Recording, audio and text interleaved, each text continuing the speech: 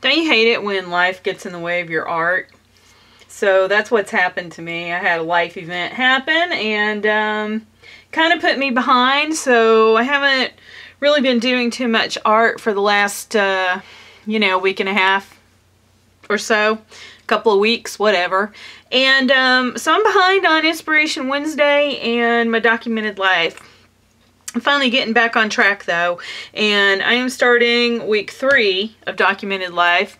This was the color wheel one. So, or the color whatever. I'm saying color wheel because I'm taking mine inspiration directly from Pam Carricker's book, Creating Art at the Speed of Life. And yeah, I'm pretty much just following right along with her for my documented life page this week. So, or not this week, but like I said, I'm behind. So, but anyway, so I thought I would just share this. This is a work in progress, and I'll show the finished project when, or the finished page when I get done in the next segment. But I thought I would share, I have really been doing horribly on my spending. Now, I really didn't say I was going to do a spending freeze, but I did say I was going to seriously curtail my spending this year, and I have not been doing a very good job of it. I'm still getting too easily tempted by stuff. So, of course, I saw Andy Skinner was at CHA, and then I saw some comment that he had some stencils with deco art, and I was like, what? I didn't know that. So, of course, I went and checked them out, and I was like, oh my gosh. So I wound up getting 6 or 7 of them. 1, 2, 3, 4, 5, 6. I got 6 of them. And I thought I would share them because I really haven't seen anybody here on YouTube, well, at least from my subscriptions, I haven't really seen anybody using these, so I thought I would share them. So, I wound up getting this one. It's called Baroque. And here you can see the pattern really good. Right there. This is the smallest one. This looks like a, you know, a 6-inch one. Yeah, 6 by 6. I like that stencil. And then I got his, this is called Serendipity. And this is an 8 by 8 stencil. Very cool. And these are like all the words that are in this. Like that a lot. This is probably one of my favorites. This is called Made to Measure. How cool is that? Love that. This is called French Elements. Those are all the phrases in this. Of course, I love this too. This is his Day of the Dead.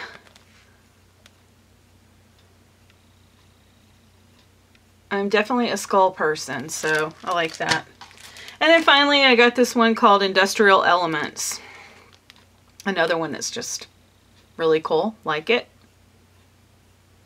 And that's what that looks like. So those are all 8 by 8s. So I thought I would share that because, like I said, I haven't seen anybody really working with these, and I think he's got some really great designs. So anyway, I'll try to remember and post the link down below to the Deco Art store where you can buy these, because that's where I went. I went right to decoart.com, something like that.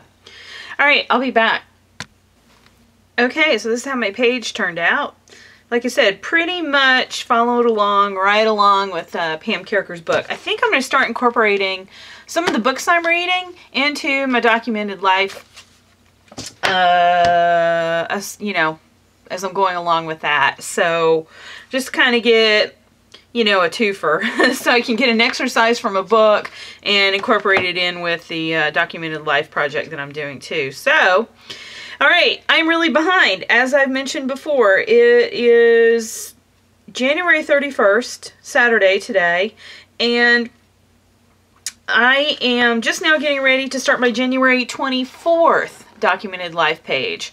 So I'm a week behind. And because the January 31st page just got posted today. So I'm hoping to have this January 24th page, I really want to have this done. I'd like to have this done tonight and start my 31st tomorrow, which is Sunday. So, I will be back to share those 2 pages and then show you how I'm caught up with everything at that point. Okay, so here's how my January 24th challenge for Documented Life turned out. It is a Words with Friends was the journal prompt. And the challenge was to use writing in your journal. And that's exactly what I did. I just wrote an entire, on both pages, I wrote, like, see it underneath here, the writing that I've done. But I did it on both pages and then started doing all the different painting and stenciling and stuff on top. And I put a little brown paper bag here to use as a pocket because I wanted to do some personal journaling about crap that's happened this month in my life. So that is tucked in here just so it's not so much out in the open. And then I just stamped a little friendship quote there, and that is pretty much it. So got that one down, and now I'm getting ready to start on the January 31st prompt, which will get me totally caught up with my Documented Life finally. Okay, what I'm going to do, and this prompt is all about, and I'm just going to work on 1 page. I'm not doing a double page spread for this one. But the journal prompt is under paper. Well, that's the challenge. Under paper. And the prompt is what lies beneath. So it's all about using the under paper that you have that you're working on, if you work that way. And I do. I always work on brown wrap paper. It's really wide. I have it on a roll. So this is what I use on my desk when I'm journaling or doing any kind of art. And the only thing is that my under paper never looks pretty. I have very ugly paper because I'm constantly rolling paint over and over on top of one layer on top of the other. So I don't get like all the different colors. It's usually me just covering up another color. And then I throw all these away. I don't keep any of these because I don't hoard my paper like that. If it was a really pretty pattern that I got from it, I probably would keep it, but because it's not, I usually just don't keep it. It's usually just a dark, muddy mess, so that's why I don't keep it. So this is a perfect challenge for me because I'm really truly challenged by this January 31st, yeah, whatever, prompt. So what I do have, though, is this rusty wet wipe that I got from a clean-off I had done on a project using rusting powders, or using a rusting powder. So I thought maybe I would just use that for this, because that's pretty much all I've got. So I'm just going to gesso this first, and then I'm going to collage this down and just kind of work around that to finish this page, and then I'll be back. Okay, now I'm going to start just laying out some color, and I'm going to use just craft paint, and I'm going to use like a bright yellow, and that's probably way too much, but we're just going to go with it. And I'm just going to go kind of in between. I don't want to cover up too much of that book paper. I'm just getting this first layer of color down so that I can start to build my layers here, and then I'm going to go over that with a darker yellow. This is spicy mustard. And I'm just going to start building my colors that way.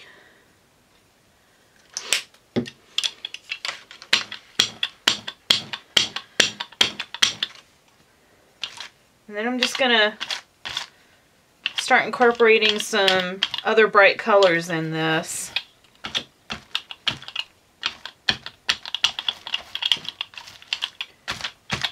prior to doing some stamping on top of this. I don't know what kind of stamping I'm going to do yet. I haven't figured out that part yet, but I'm at least going to get this base coat down. Whoops, I did not mean to do that. And then I'll be back. Okay, so I got these stamps out that I had bought in December, these Michelle Ward stamps. And this set right here is called Juliet. Oh, just stunning stamps. This was all in that set.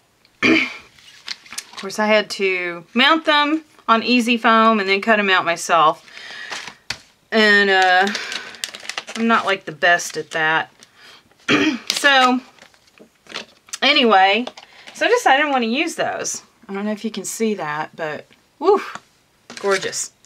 I don't even have, well, I do have an acrylic, well, I have a block that I can use, like this press thing here. And it's big enough for the stamp to fit on it. But because of the way I need to stamp, I'm going to kind of go off the page on this. I'm just going to use this one even though it's not a perfect fit.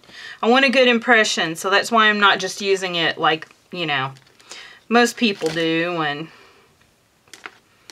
they're art journaling and they just use a stamp like this. I don't want to do that.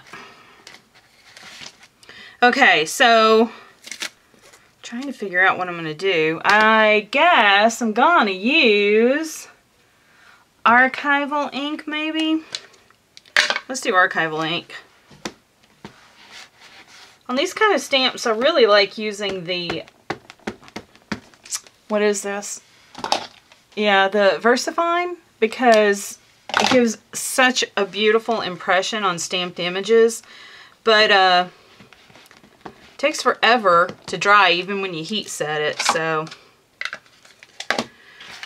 we'll just go with this. Okay, I gotta think about how I wanted this. Like that.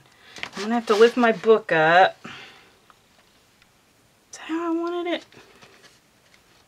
Jeez, I don't even know. I gotta think about this now. I'll be amazed if this turns out. Yeah, I didn't do a good job holding it. My block's going over into the other page. Oh yeah, that's pretty darn crappy. Okay, but that's okay. We'll just go with it. Well, dang nabbit. I don't like that ink. I guess I'm just going to have to use the VersaFine like I like. I'm just going to have to wait for it to dry. Of course, I guess I could use one of the smaller stamps, but I've already committed to this, so.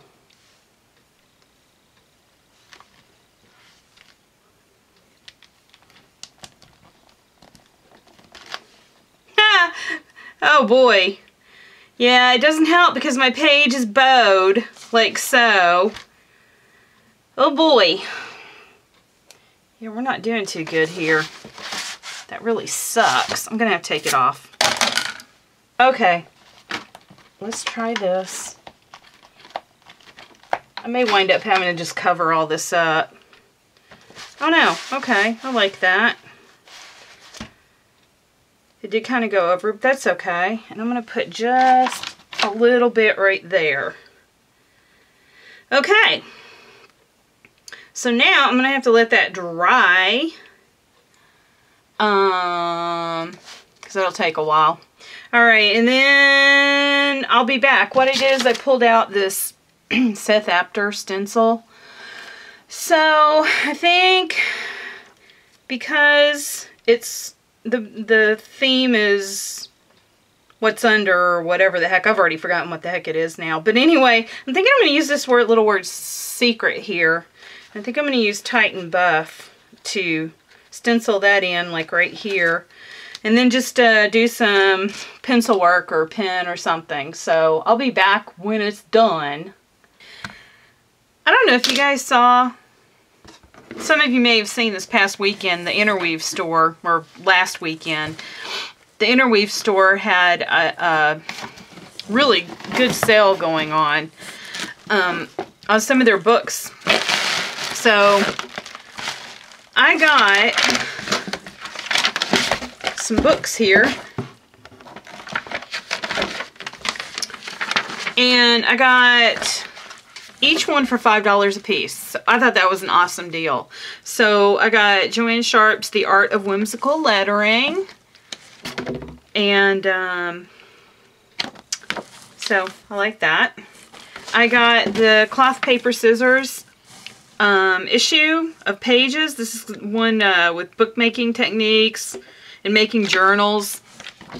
This just looked really interesting. And I got Paint Mojo, fairly new book. This is a really nice book. $5. So yeah, $15 for these 3 books. And I think shipping was like $4. So I got all 3 of these for less than $20. So that was like a really good deal. So I thought I would just share that because I'm looking forward to having new reading material. Okay, so I just wound up doing a little bit more stamping right here.